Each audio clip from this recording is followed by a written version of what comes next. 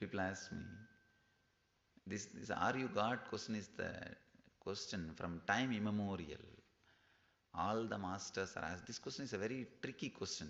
Whenever people ask me, "Are you God?" I again and again tell them, I am not here to prove I am God, I am here to prove you are God. So, whether I am or not is no way directly related to your life. But one thing is sure, we are all, everybody carries that glimpse, carries that truth inside us. We heard in the introduction about the Kabir's verses, beautiful verses. When you are awakened, we really feel we are God. It's not egoistic statement. Please understand. It is not egoistic feeling. Being focused is the side effect of dynamic consciousness. Being focused in the world does not mean that this is the only reality. In the dynamic consciousness, you will have your inner space experiencing this world intensely focused. At the same time, you will be experiencing the truth which is beyond this world, what we call God or divinity or whatever it is. I'll try to share few truths, satyas. We will analyze it with our questions. We'll try to internalize it by questioning. Then we may be able to enter into a meditation technique to experience the truth. First few things I want to present in front of you. The Satya. In Vedanta we have 3 steps. Shravana, Manana, Nididhyasana. Shravana means listening. Manana means contemplating or questioning, internalizing. Internalizing. Nididhyasana means living it, expressing it. Few basic truths. We carry 2 identities. One, the identity which we project to the outer world. How we want the world to know. How we want to present ourselves to the world. How we want the world to remember us. We call this in the word ahamkara. Second, mamkara, the identity which we believe as we inside our heart. The identity which we want to project to the outer world and the identity which we believe as we inside us. This we call mamkara. The whole life is nothing but the fight between this ahamkara and mamkara. The identity which we want to project to the outer world and the identity which we believe as we. The big problem is people who think the identity which we want to project to the outer world is the reality, they become materialistic. They spend their whole life to fulfill that identity, to make that identity into reality, to make that personality into reality. I think in your profession you will see this kind of people enough. People who want to prove the outer world identity as a reality. The second group, people who start believing the identity which they believe inside as reality, they only became, I can say that, kind of a religious people or a yogis, constantly chiseling themselves, constantly trying to develop themselves. The identity which you project to the outer world will be always much more than what you are. It will always be much more than what you are. You will try always to project something more than what is. And the identity you believe as you in the inner world will always be lower than what you are. You will all continuously condemning, criticizing, judging you. It will always be much lower than what you are. One group who believes the identity which you project to the outer world, the ahamkara, they become materialistic. The other group who believe the mamkara, the identity which you believe as you, that as the reality, that people, they become kind of a religious people. Or we can say that yogis continuously chiseling themselves, continuously working on themselves, continuously trying to develop themselves. Very few realize the truth. Neither the identity which you project to the outer world is a reality, nor the identity which you believe as you is reality. People who realize both are not reality, both have no base, they experience the true liberation. I call them as Paramahamsas, or people who live enlightenment. Please understand, people who seek enlightenment never live enlightenment. Seeking enlightenment is completely different from living enlightenment. Seeking enlightenment means continuously trying to chisel that the mamkara, the identity which you believe as you in the inner being, trying to develop it. I have seen people working on their personality for 30 years or 40 years, repeating some mantra or some technique or some method or some reading or some form of spiritual exercises or the self-development techniques, some form. See, in the spiritual exercises there are two things. Portable knowledge, which gives you kind of a feel-good feeling, which is used in the modern days in the training seminars and self-development programs. Now, thousands of kinds of yoga, self-development programs have come up. In US, yoga is a $6 billion industry. I was surprised. $6 billion industry in US, yoga. Because the portable knowledge can be easily packed and sold. The self-development techniques. There is another one, the second part, non-portable experience. Yoga is not just replacing anasana or metasana. The meditation is not just to replace your antidepressant medications. It has its own depth. It is much deeper than physical and mental well-being. It has its depth. That depth only I call as non-portable experience. See, the first group never bothers about spirituality, the materialistic group. People who believe only the ahamkara as reality. The second group, who believe as mamkara as reality, they go on using continuously some methods, techniques. I call that as a portable knowledge. Of course, this gives you a feel-good feeling. It really gives you a feel-good feeling for 2 days. If you do some kind of kriya, or pranayama, or yoga and all these things, wonderful, nothing wrong. It gives you a feel-good feeling for a few days. But I feel the spirituality, the traditional knowledge, research and development which went on in this country for last 10,000 years in the inner science can contribute something more than feel-good feeling to you. Please understand, I am not against yoga or pranayama or all these things. These are all beautiful. But we have something much more which can contribute more to your being than a simple feel-good feeling. At least last 10,000 years in India, the research in the inner science went on. You can say millions of inner scientists and at least 1 crore inner science laboratories we have in India, more than 1 crore living ashrams and temples where this science is continuously practiced by at least 1 billion people. So this great technology, this great tradition has something deeper, more sacred to offer to us. It has something more for us. Understanding that ahamkara is illusion is very easy because it is something to do with the outer world. You have to struggle.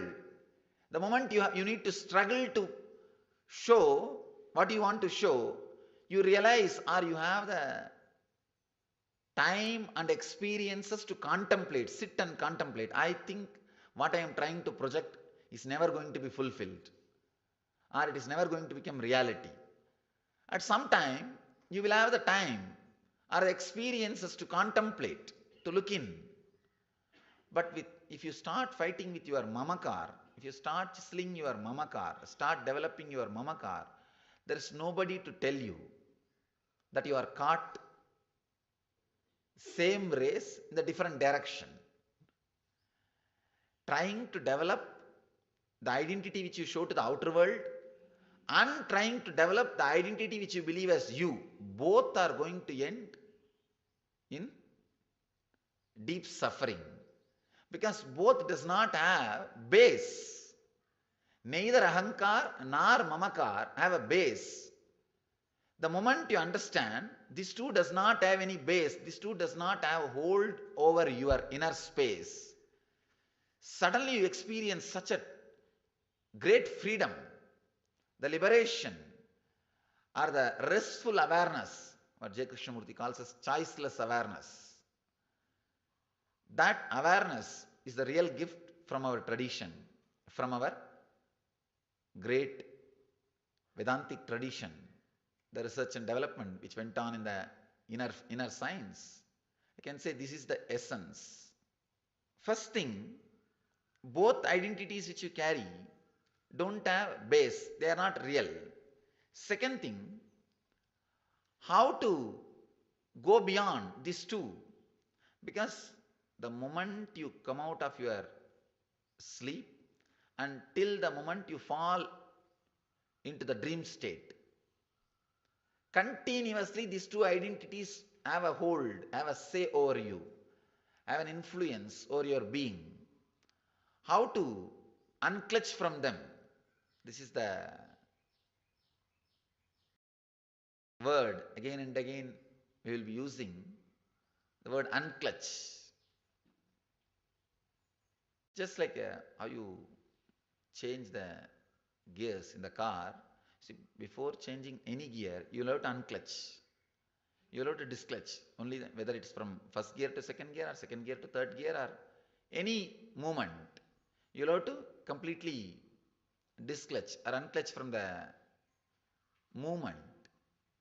Same way, any state you fall, from waking state to dream state or dream state to deep sleep state, any state you move within your inner space, you will have to unclutch. You will have to come to that zero zone. You will have to come to that neutral zone. You will have to come to that center space. I can say that center space which is continuously happening in you without you involving. If you can experience that center space with your awareness, suddenly you will see what I am calling as freedom as an experience. What I am saying as freedom means free from these two identities. In North, I have seen in the forest, in North India, forest, they hang a small stick to catch birds. Please bear with me. Visualize this as a thread. Like this, I have seen small sticks will be hanging in the forest. The hunters will put these sticks to trap the bird. You may think that how bird will be caught by this small thing. The birds will come and sit in one side. The moment it sits, because of the weight, it will become topsy-turvy, upside down. And the moment the stick is upside down, the bird will be hanging. The poor bird does not understand if he lets go, he can fly. He thinks if he relaxes, he will fall and break his head. And he will be continuously hanging. Maybe for 2-3 hours, the hunter will slowly come and catch the bird and put it in the cage and go. Just like that bird, we also have the deep fear. The moment we let go I and mine, the ahamkara and mamkara, we may become mentally imbalanced or we may not be able to run our day-to-day routine. This is the first fear. Continuously people ask me, Swamiji, you say relax from the identity, the two identities, the outer identity and the inner identity. You say relax from it.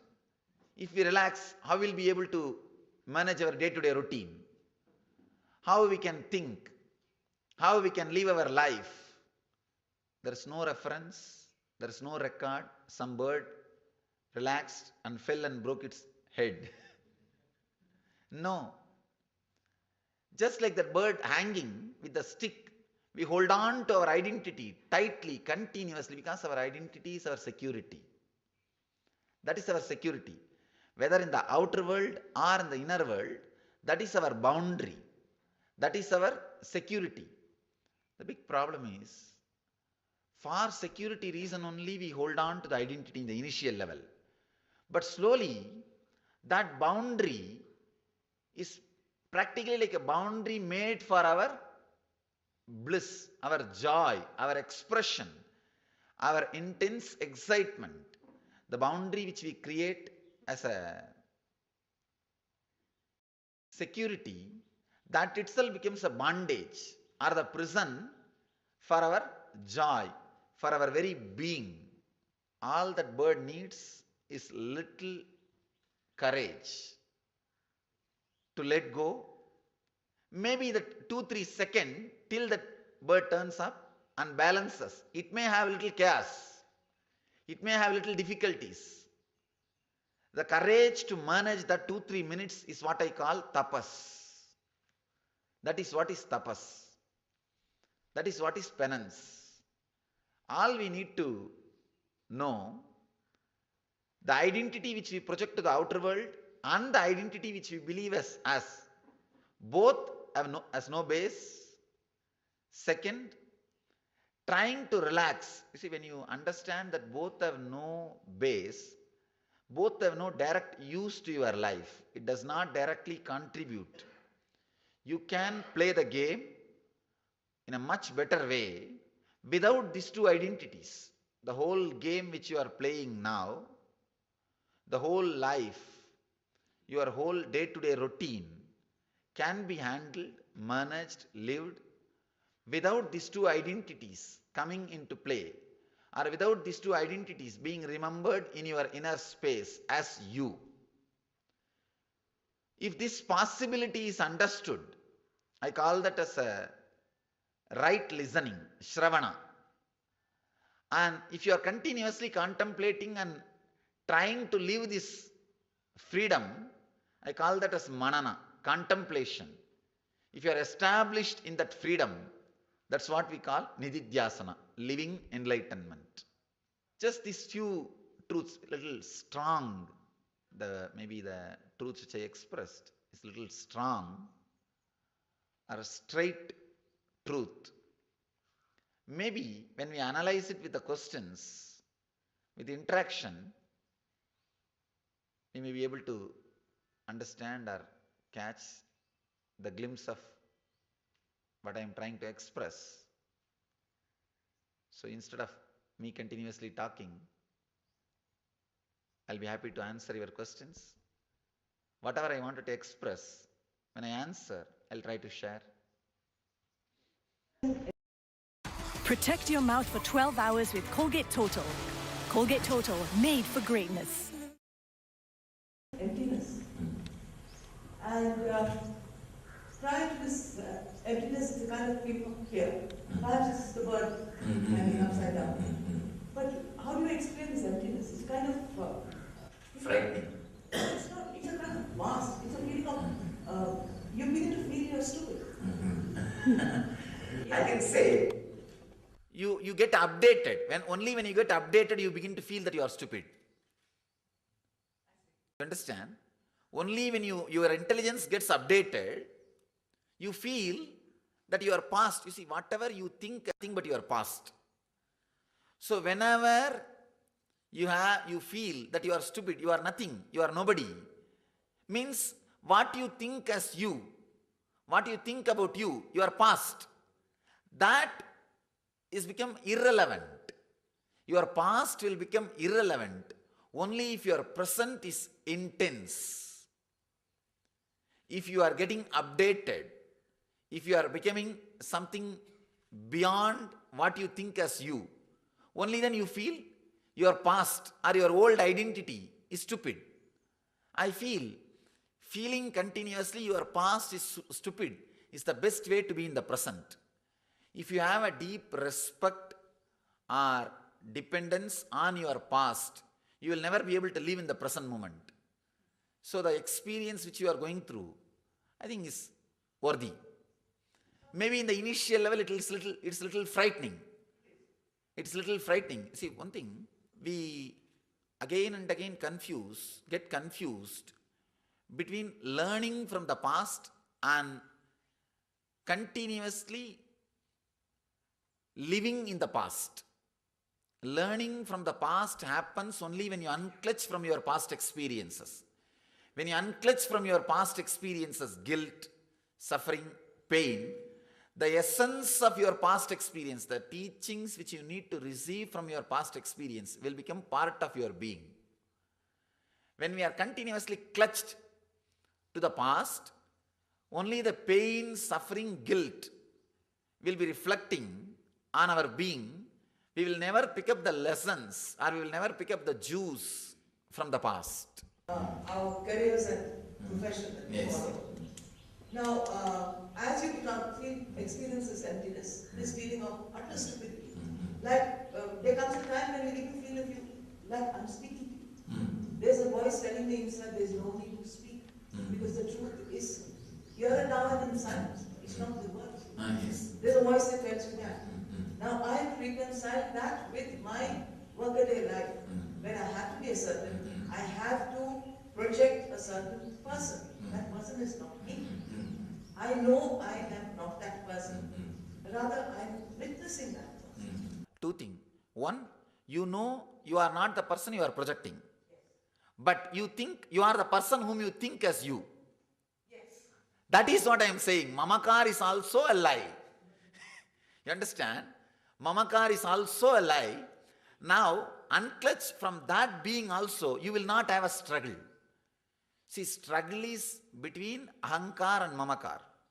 Either mamkara is working to make the ahamkara reality, or the ahamkara continuously criticizing the mamkara is not reality.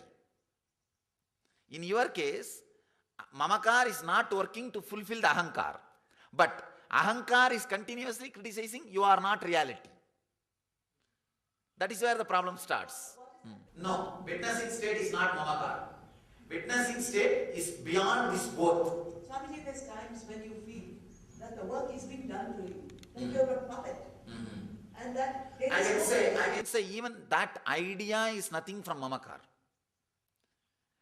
When you are beyond this ahamkara and mamkara, neither you have an idea somebody is working through you, nor you have an idea that you are working. Both the ideas will not be there. People ask me, how do you know you are enlightened? I tell them, first thing, the doubt whether I am enlightened or not has disappeared. Second thing, the idea I am enlightened is not there. Both will not be there.